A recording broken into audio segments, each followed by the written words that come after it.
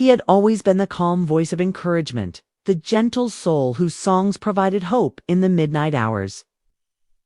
Jonathan McReynolds had carried that image for years, someone who seemed spiritually grounded, emotionally strong, and constantly filled with purpose. But all of that changed in a moment that no one expected.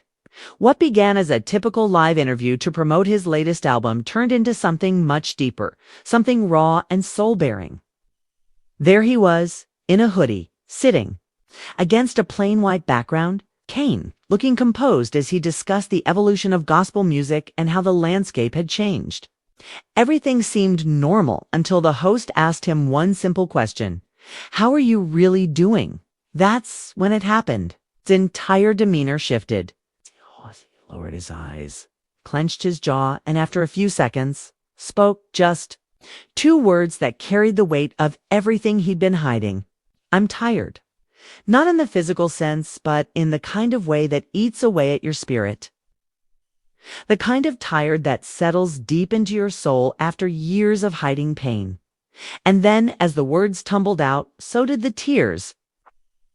Jonathan, the man who had lifted so many others with his voice, was finally admitting something he had never said aloud. He had been silently struggling. He talked about the nights he couldn't sleep, the moments he felt distant from God, and how, despite writing songs of hope and healing, he felt more broken than ever inside. As he poured his heart out, the live chat was flooded with responses. Prayers, crying emojis, encouragement. It was like the audience could feel every bit of his pain through the screen. But this wasn't a publicity stunt. This was a man unraveling. He confessed how he had spent so much of his life helping others through their struggles that he never gave himself permission to feel or process his own. He thought admitting weakness would make him less spiritual, less worthy, less respected. So he wore the smile, sang the songs, gave the sermons, and kept it all together on the outside while falling apart on the inside. Then came the revelation that made it all click. Earlier that year, in 2024, Jonathan had lost someone incredibly close to him, a childhood friend who had been with him through every chapter of his journey. The death was unexpected and hit him like a freight train. But instead of grieving, he got back on stage. He pushed through the tours, delivering inspirational performances with a broken heart. Said it was his biggest regret, pretending everything was fine when he was, in fact, completely shattered.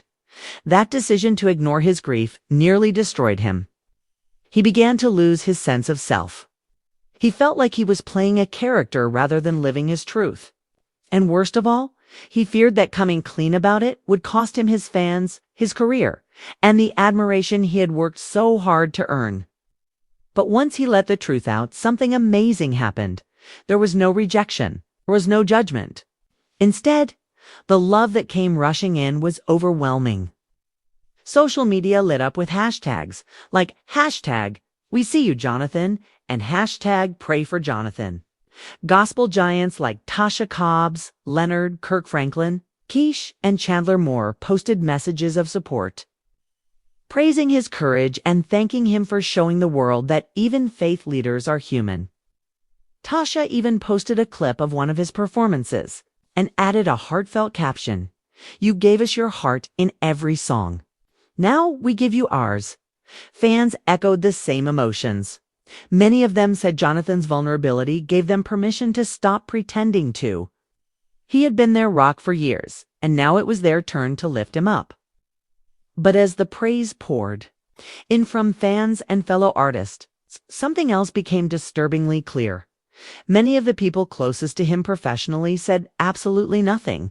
Not a single public message. No signs of support from those in his immediate circle. The people who had benefited from his talent and image for years, and that silence was loud. It made many people wonder who actually stood by him behind closed doors. One insider from the gospel industry hinted that Jonathan's team had seen this coming for a while. They had noticed changes in him, fewer appearances, distant behavior, signs of burnout. But instead of asking how he was doing, they asked if he could still perform.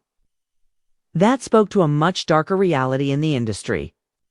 Behind every well-dressed gospel artist is a machine, managers, agents, PR reps who depend on them to stay polished, presentable, and profitable. Vulnerability, while applauded in a song, becomes a risk in real life. And for some, Jonathan's honest breakdown wasn't inspiring, it was inconvenient. There's an unspoken rule in gospel culture. You can cry during worship, but don't fall apart for real. That's seen as weakness, especially if you're a man, especially if you're Black, and especially if you're in ministry. Jonathan's tears cracked that facade wide open. His story wasn't just about one man's pain. It reflected an entire system that struggles to make room for human complexity. For too long, the church has taught that faith alone should be the answer to every struggle. You're told to pray more, trust more, believe harder. Therapy, medication, vulnerability, these were things whispered about, not embraced. Jonathan said it himself.